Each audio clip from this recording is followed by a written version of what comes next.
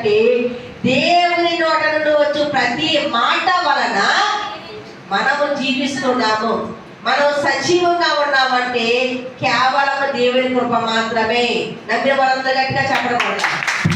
ఎందుకంటే ఆయన చెప్పాడు కదా, సజీవులే కదా నిన్ను స్తుతించగలరు, నిన్ను మహిమపరచగలరు, నిన్ను ఆరాధించగలరు. దేవుడిని ఎవరైతే స్తుతించలేకపోతూ ఉన్నామో, ఎవరైతే ఆరాధన చేయలేకపోతున్నామో, ఎవరైతే దేవుడిని విజ్ఞాపన చేయలేకపోతున్నామో వారు ఎవరండి? ఎవరు? సజీవంగా ఉన్నా కానీ మృతులే అంటున్నారు.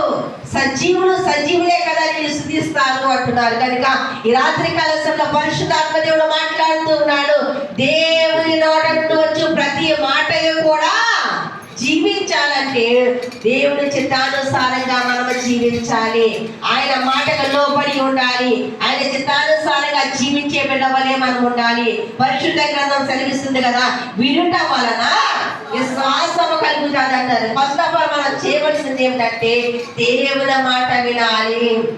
దేవుడు దైవజనులకు ఇస్తున్న మాట ఆ దైవజనుడు వినాలి. దైవజనుడు దేవుడి యొద్ద నుంచి వచ్చిన మాట సంఘమునకు తెలియజేస్తుందిగా, సంఘమంతే కూడా దాసుల మాట వినాలి. దేవుడికి స్తోత్రం, హల్లెలూయా.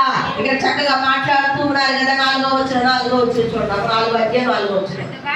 అందుకాయన మనుషుడు రొట్టె వలన మాత్రము కాదు కానీ దేవుని నోట నుండి వచ్చు ప్రతి మాటయో జీవించు. ఈ లోకంలో మనుషులమని మనము ఏమనుకుంటున్నామంటే, చక్కగా సంపాదిస్తున్నాము, మంచి ఆరోగ్యం ఉంది, కష్టపడుతున్నాము, అన్ని సామాగ్రి సమకూర్చుకుంటున్నాము, ప్రాణమా తినుము తాగుము సుఖించము జీవించమని మనము జీవిస్తున్నామే. కానీ ఈ ప్రాణంలో వచ్చినటువంటి దేవాది దేవుని స్తుతించలేకపోతున్నాము, దేవాది దేవుని విజ్ఞాపన చేయలేకపోతున్నాము. విలాప వాక్యంలో వ్రాయబడి ఉంది కదా, రేయమని చామున లేచి నీళ్లకు వరించినట్టు ప్రభు సన్నిధిలో నీ హృదయాలకు వరించాలి. నీ కుటుంబం కొరకు ప్రార్థించాలి, నీ బిడ్డల కొరకు ప్రార్థించాలి, నీ దేశం కొరకు ప్రార్థించాలి, నీ గ్రామం కొరకు ప్రార్థించాలి. చూడండి 2 కొరింథీయులకు రాసిన పత్రిక